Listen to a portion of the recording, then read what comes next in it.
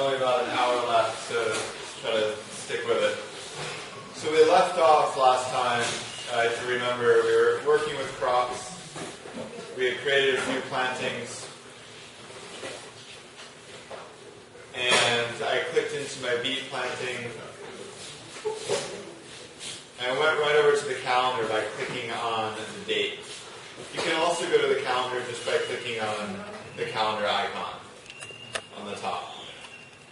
So if you log into you've made your crop plan, you log into your account, you want to see what you're supposed to do on that day according to your plan, you can click on your calendar and you start to get a view. So right now we're just looking at April 30th to May 6th. I can move ahead or backwards in my calendar by using these arrow buttons. And you can also pull up a 7-day view, a 30-day view, 60 or 90-day view. I recommend you stay around 30 or 7, or maybe up to 60. If you do 90, it starts to take a long time to load. It has to load a lot of days with a lot of different information. So just keep your view of your calendar within a week or 30 days, and it will work a lot faster for you.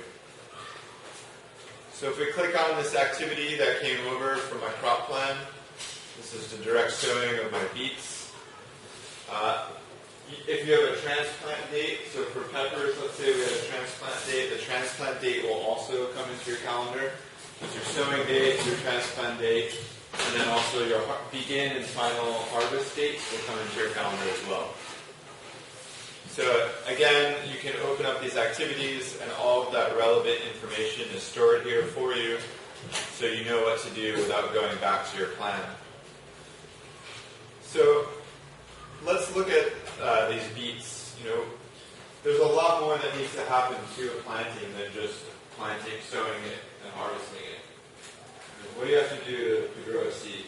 You have to water it. You have to weed it. You have to prepare the bed. You need tomatoes you might need to put in trellising. Maybe you need to put a fertilizer application at some point. With Ag Squared, if you want, you can plan all of these activities. And if you want to be keeping records of all these things, you need to insert that record. So if you insert it as an activity, you know that you need to do it, and you know when you need to do it, and then you can turn that activity into a record, and that's what I'll show you now. So let's say that we are going to sow our beets on the 30th of April, and we want to make sure that we water our beets within 3 days. Now, I'm just making this up. You may do something differently. You'll see in the calendar there's an activity button on the top left, and you can add in a lot of different types of activities. So you can scroll up to the top.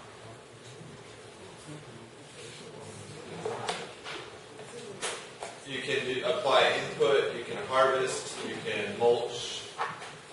We have another activity. This is, a free activity. So let's say you want to do something that's not listed on this list. You can create a sort of that blank activity. But let's say you'll also notice if you hover your mouse over an actual day, you have a smaller green activity button. So you can also create an activity that way. So for May 3rd, I'm going to click the green activity button. And I'm going to put irrigate. I'm going to click the irrigate option. So I'm creating an irrigation activity for the 3rd of May. I can put a title. I'm going to say irrigate beets. Just to be more specific, the title can be anything you want it to be. You also have some scheduling options. I'll go over these in a moment. There's different ways in which you can create your schedules so that they're flexible. For the time being, I'm just going to say that I'm going to do this on the 3rd. I'm not going to check any of these boxes, but I'll go through this in a moment. Irrigation details. Again, this information is not required. It's not put in highlighted in green. But if you knew your irrigation rate, and that's something you wanted to keep track of, you can keep track of it. But I think that what's most important here is that we want to know that we want to irrigate that day, and we don't want to forget to do it. So I'm going to leave the irrigation details blank and go to additional details. This is really important. If we want to keep records on where our activities, to which plantings or activities are taking place, we need to assign or link that activity with a planting. You just enter in something into your calendar, the system's not going to know which planting that's connected to. You might be thinking, I need to irrigate my beets and put that as a title, but you need to link that activity with a planting. So in a similar way as we did earlier when we created a planting and we linked it to a field, you remember doing that, to a farm map? We can link this activity to a planting. And you'll see in the additional details form, which you can open up, you see plantings here. If you click on the magnifying glass, it will bring up a list of all the plantings you've created in your account. You can also start typing the name of your planting if you want, and it will come up. But you can see here, here's my list of plantings, and I'm working with the beets. So there's my beet planting, my early wonder.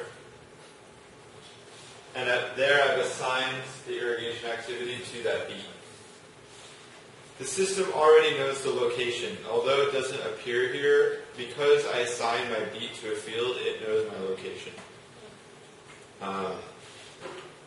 Here's another option, like many places in Ag Squared, I can enter in whatever I want about this activity, and I'll say something like, use drip tape, which is just a way to irrigate, for irrigating beets. So this could be some instructions for yourself or your worker. For irrigating. Again, this is not required to put in. And then you want to go ahead and click Save.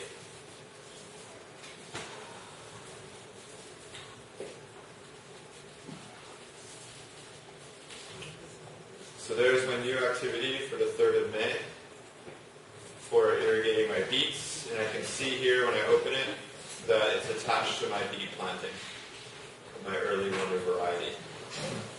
So you might not be the kind of farmer who wants to go in and create a whole schedule of stuff to do. Maybe you just want to do that the day of, or retroactively even. You want to start to enter in what you did. You could create that activity after you've done it. But if you're someone who likes to stay organized, this is a great way to make sure that you're staying on the top of your crops and doing what you need to be doing to make sure that they're growing and remaining healthy.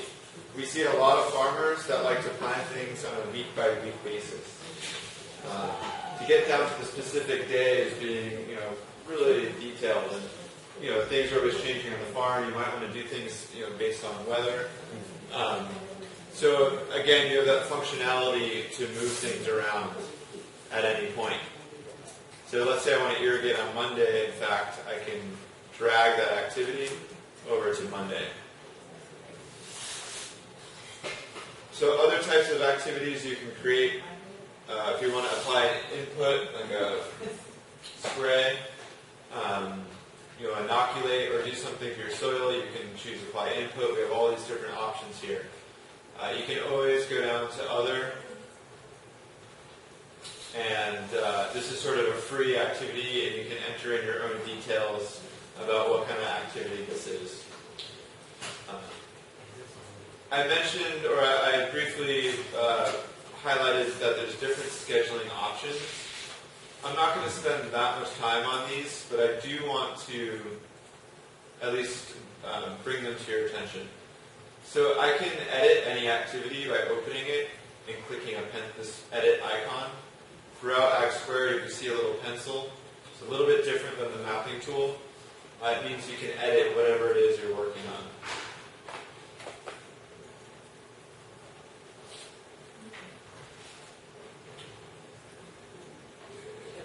So there's some different scheduling options here, and I'm going to talk about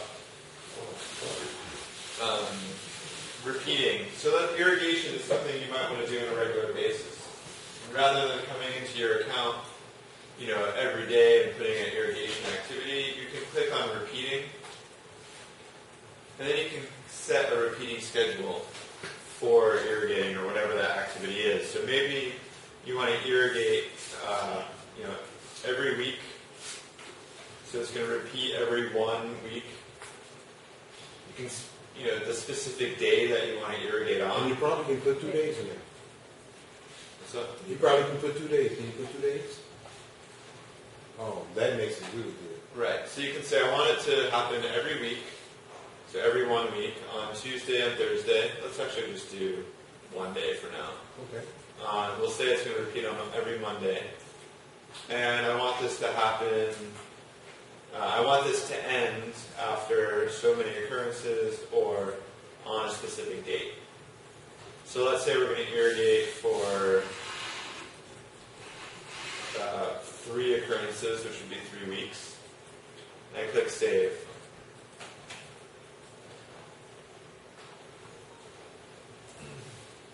So now, if I go to my 30-day view, I can see here's the 5th of Monday. It's my first irrigation. I go down, it's scheduled again for the next Monday, the 12th, and for the 19th. Really efficient way to create sort of a to-do list for your planting for the week or for the month. Question, would that be controlled by computerized open and closing? Once you got the irrigation system installed, and then Could this link to your irrigation equipment? yeah, I mean, you can put a computer like a large sprinkler, control it. Yeah, Time. sure. So a lot of irrigation equipment will have its own timers, and you can actually do the scheduling. Right now, that it won't speak to Ag Squared. We can't make those systems connect or talk, so they're 2 separate systems. In the future, we hope to link Ag Squared with things like scales and for doing harvests. So you could just weigh your harvest. You'd click on you say it's a tomato crop, and it would go right into your account as a record. But that's a ways off. That's sort of Ag Squared 3.0. Yeah, Ag to the end or something. Point of information. Your basic time unit should be a week. Let me just explain one thing. We're kind of technical assistants. So we're going to suggest things for you. You can do what you want, but the basic planning unit is a week. So you get a whole week if it rains 1 day. So every week you have a list of tasks. They can be done any day during that week. Right. And that's a good practice that we want. So there's a way that you can, that is a very common practice in agriculture. You plan to do something by the week, not the day. And going back to the scheduling options, you'll see that you can have what's called a floating activity for schedules. Floating means that you're scheduling this activity to happen over a certain number of days. So this is our sowing activity for our beets, and we're going to say that the first date that we want to sow this, which we came up with earlier when we made our crop plan, was the 30th of April, but we're going to give ourselves 7 days, so a whole week, or let's say 5 days, whatever we want it to be, to do this activity. So if I click 5 days, this activity is going to come up for 5 days in my calendar. So we'll see what that looks like.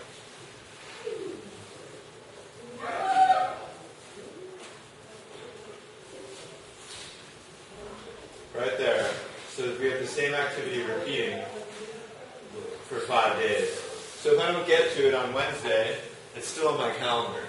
I still see that that's something that hasn't been done yet. So right now we're putting in records of the plan, of what we plan to do. Now what happens, we'll say it's Thursday, May 1st, and I finally got to sowing my beets. And I want to keep a record that was done. So I want to make a difference between the plan and what actually happened. So the plan and my record. So how do you do that? This is getting into record keeping, which you've heard a lot about. With Ag Squared had the capability, say you schedule those for 5 days, you don't look at your calendar. You don't look at your calendar. Shoot your email and say, you haven't planned your week. No. We might have alerts someday, but we don't want a lot of people, farmers, getting emails every day saying that they do something. It's It's not going to make it fun to use Ag Square.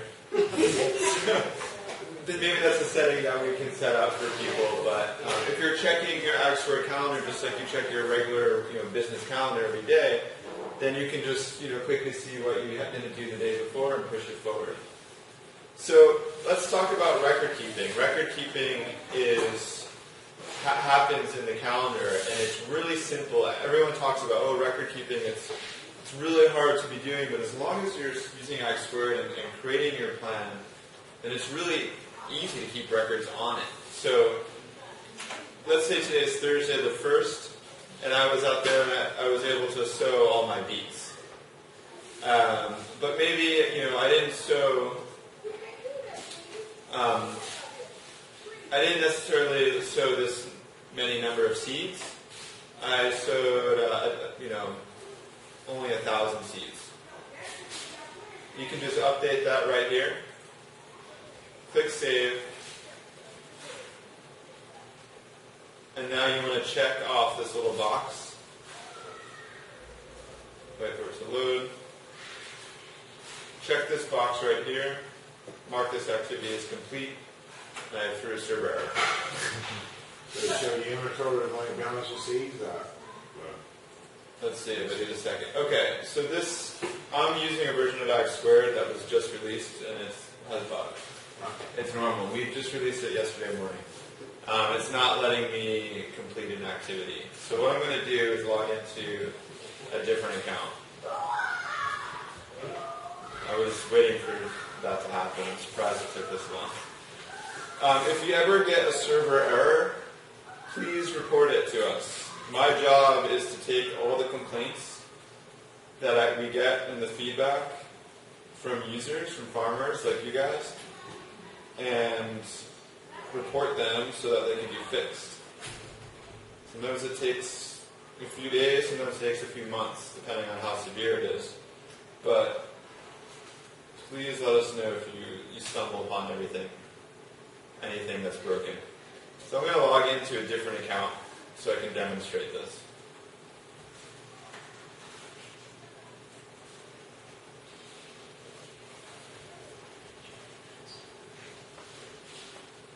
So here I am in April 30th. It's a much different looking calendar. This is an account that is connected with a farm. We also use for demonstration purposes. So now you get a sense of what your calendar can look like. I have everything from activities about beets, harvesting. I need to deliver my boxes, till under cover crops. I'm keeping track of everything that has to happen on the farm directly in my account. Now when I want to keep a record, we'll say it is May 2nd. I click this activity as complete, and that box turns into a checkbox. Sorry, that box turns into a check mark.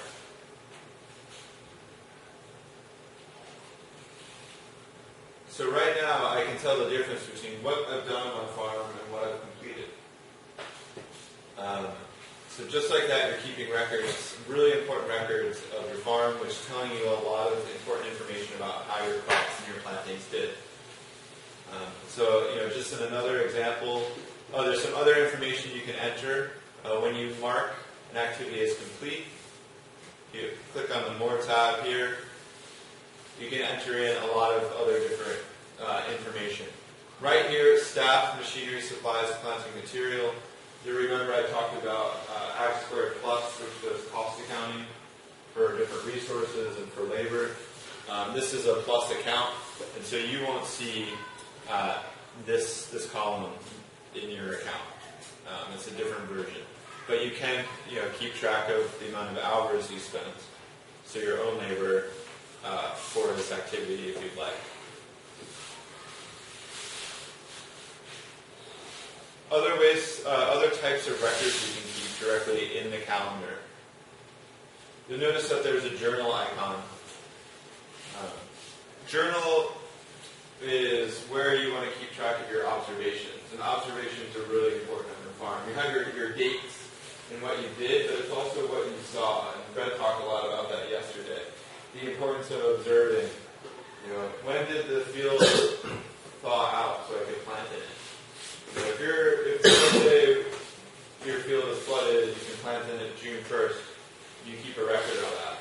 when you go to do your crop plan next year and say, it's been a pretty wet winter, I'm not going to plan anything in this field until, when was that date that my field finally thawed out last year? You can look up that entry right in your account and then make your plan based on your record. So adding a journal is a lot like adding an activity. It gets added to your day and your calendar. I can just give an example. So we can say, saw aphids, which is a bad pest that often attacks brassicas like your kale. Saw aphids on my kale. You can say, today was the day. Looks like 20% of crop has damage. Then if I could assign this observation as journal entry to specific planting. I don't have a kale planting. Well, maybe I do. I do have kale. Yeah, I've got a lot of different kale. So let's say it was on this one. And another thing you can do here, and I haven't gone through this much today, but you can add photos anywhere in your account. So if I wanted to take a picture of the kale damage or the aphids, I could go ahead and click add a photo and upload a photo of my kale damage directly into my account so that I have a visual record as well. So just let's see. Here's not very nice image.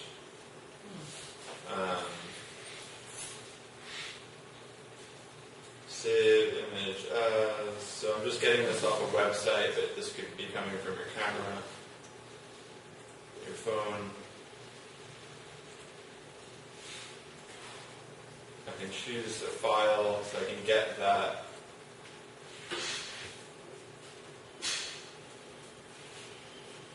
Kale, where is it? Your desktop is too busy. Yeah. Kale aphids. So I took this picture. I can upload it to my journal entry. Click save.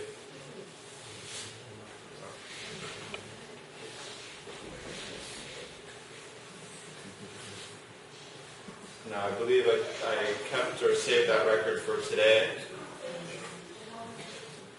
It takes a little longer to save photos. If I go to today in my calendar, look, I have my observation right here, saw aphids on my kale. And there's my picture. What type of insects are those? Aphids. What you don't want in your garden. Yeah. We get them a lot in Oregon. I think they're pretty common.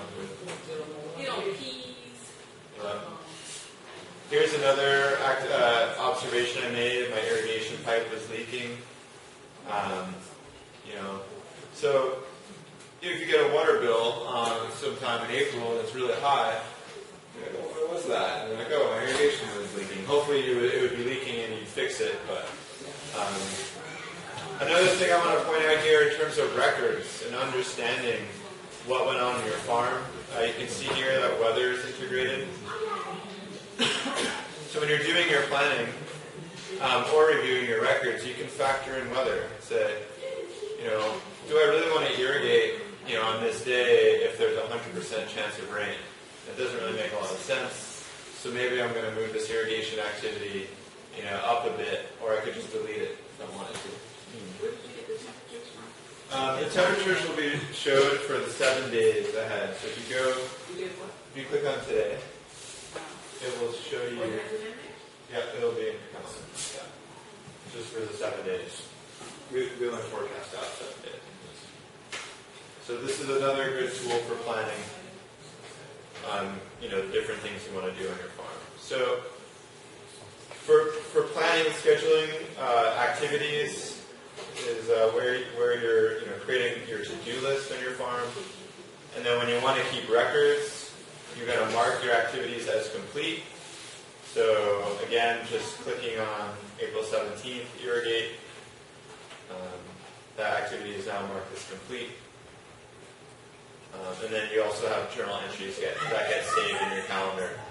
Now, let's pretend that you've spent months keeping records. You've been planning your activities. You've been marking them off as complete. And now you want to learn about what happened on your farm. What happened to your beets, for example. Maybe you're planning your next planting of beets for the following year, and you have all this data from last year that you want to use so that you can make better projections and plan your plan again.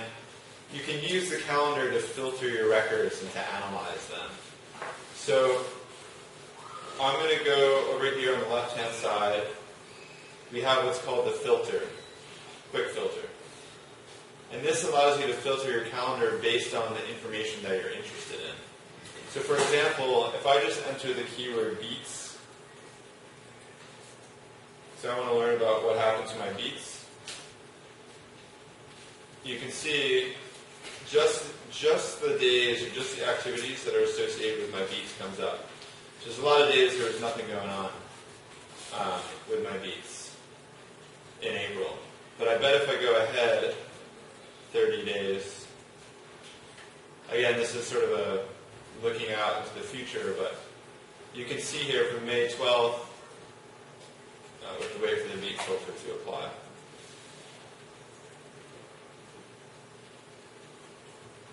I'm looking at my records of everything I did to my beets in May.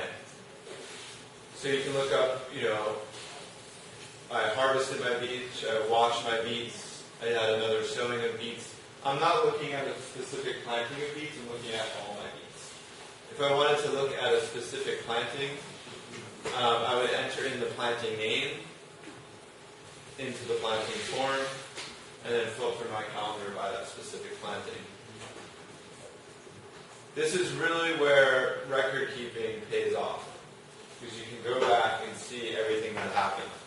Another way to review records on a crop-by-crop basis is if we go back to our crops tool. You can all click there if you want. You can see here I have a really full list of crops that I've entered into my account. I'll keep with the theme of beets. If I click on one planting,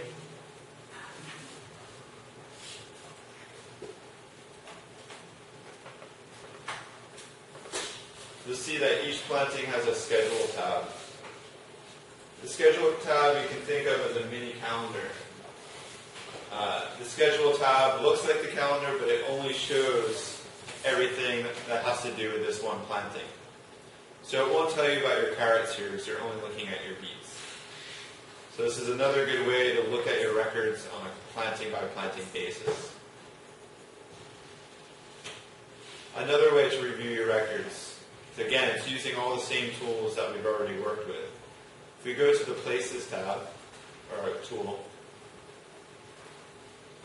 and let's say I want to see everything that happened in one, like a lot of you are just working with one or two fields.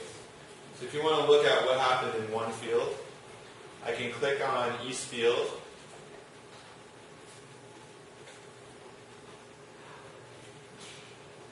Again, this has a schedule tab, so it's its own calendar, and I can look at all the activities that were just assigned to plantings in this field. And I can also look at records in my Beds tab. So remember, we created beds earlier, right, in our different fields so we can assign crops to them. As you start to assign plantings to fields, you can look up exactly what's in each one of your beds at any given time. So you can see I have the icon of the different plantings that have been in bed number 1, bed number 2. And if I click this open, move the down arrow, I can see the exact date and the amount of space each planting took up in that bed throughout history. So when you're making a decision about what you're going to grow in a certain bed, you might want to consider what family you had there the year before, the season before, so you don't want to repeat the same plant family in the same bed. So you can look back and say, okay, I had Swiss chard in 2013, I had some other greens. maybe I want to grow some nightshades or tomatoes in that bed. So this is a really important and useful tool for planning your crop rotations. It's a nice visual reference. You can see what was in your beds and when. We will have a recommended crop rotation coming up when you finish this presentation. Okay. So I've just covered a lot of information without you guys really playing around. So I got about a half hour left. I think it's important that we have some time for you guys to play around with the calendar, and I can help come around and answer questions. So practice just what I've been going over. There are some other parts of Axe Squared that I didn't cover, other features. Just in the interest of time, it's a really big software. I can't get through everything. You can always email me personally, and I can answer a question directly to you, or someone in my staff will. So it's really quick. Just send an email, and there's a link to the Help Center. What about the webinar? Yeah, sure. I'll point this out now. On any page, you'll see that there's a blue question mark, and maybe some of you have been here already. If you ever have a question, we've built a really nice help center that's organized by topic. So if you're doing crop planning and you're like, how do I delete crops? Adding and deleting crops and plantings, there's an article for it. There's 23 articles just on crop planning, which I have written, or someone else has written in the staff. Some of these have videos embedded in it, so you can watch a video on how to do that thing and get your answers quickly. If you want to send an email, again, we're in the support center. Email us. There's a picture of me. This is Mandy and David. David's currently farming up in British Columbia. He offers great advice. Just click email us. You can type your question, and we'll get back to you, usually within the day. We also offer webinars. So these are trainings that have certain topics. So if you're just getting started with Axe Squared, you can sign up for a 1-hour webinar where either I or my coworker will be walking you through a lot of what I walked you through today. Be a good refresher. So you can sign up. You can ask questions live. We also have recordings of this stuff online. So here's a whole hour video on how to do crop planning. So you can watch that at your leisure. Skip ahead to the sections that are important to you. So there's a whole lot of resources here, and this is included with your subscription to Axe Squared. We have farmers that write us in every day. So hey, I want to do a succession planting of spinach. What's the best way to set that up in my account?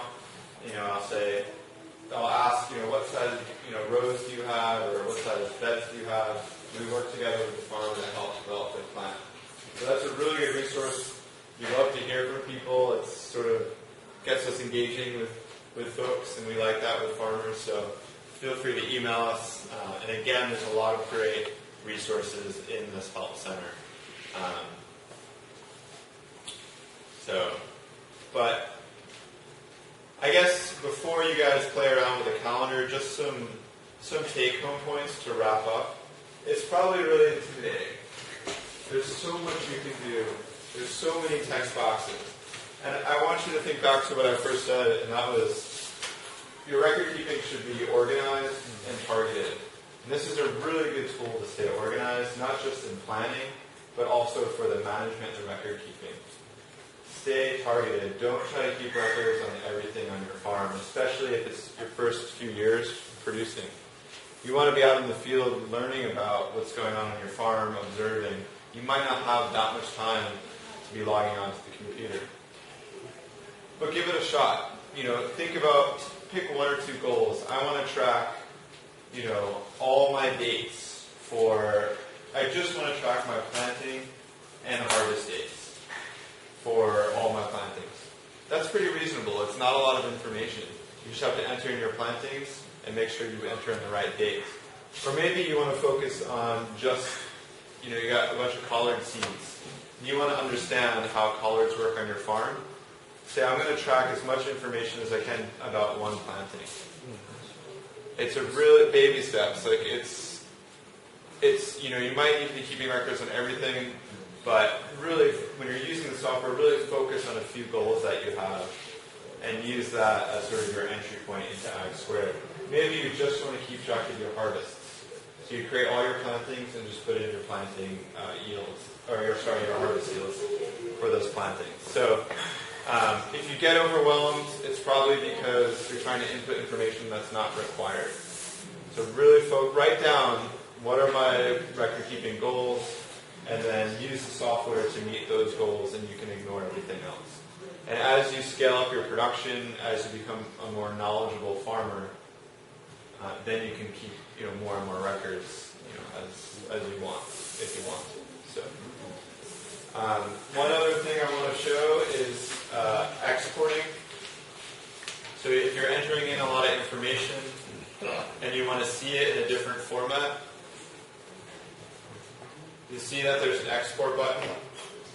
And these are all the different forms that you can export. So if I export all crop data, for example,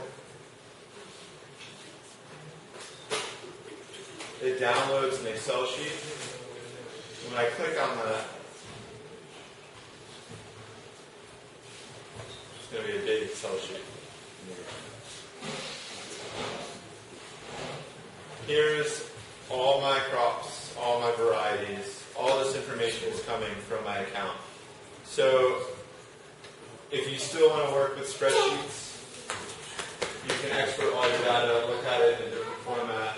You can copy and paste this information. You can print it and hand it to your farm advisor, whoever's helping you with your crop plans. And it's just a way to get your information, look at your information from a different perspective. So there's a few different export options. And again, that's in the import-export button in the Crops tool.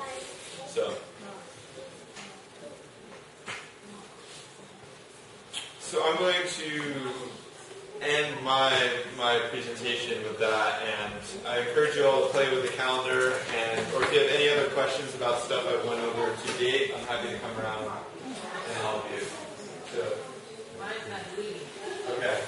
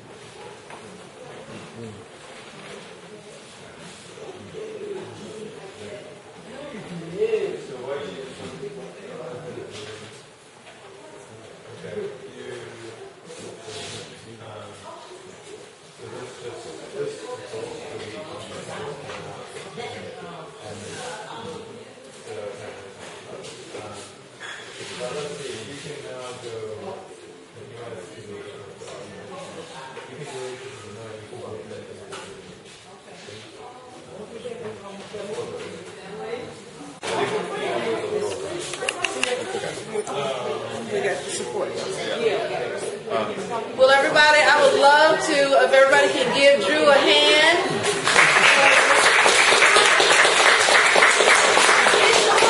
Thank you so much, and for flying all the way from Oregon. Great job. Now, the benefit of this software is only going to be realized when you use it. Please do not waste government's money by just letting it sit on your computers and not utilize it. Please, we beg you. That's the only way that any kind of program like this is going to even continue, when you actually utilize the services and the things that's presented. So this is one surefire way of helping you with your records. Let's show that we can do this, that we can actually utilize this. Okay? Even if it's not to the fullest extent, use it. If you don't, you sure will lose it. All right.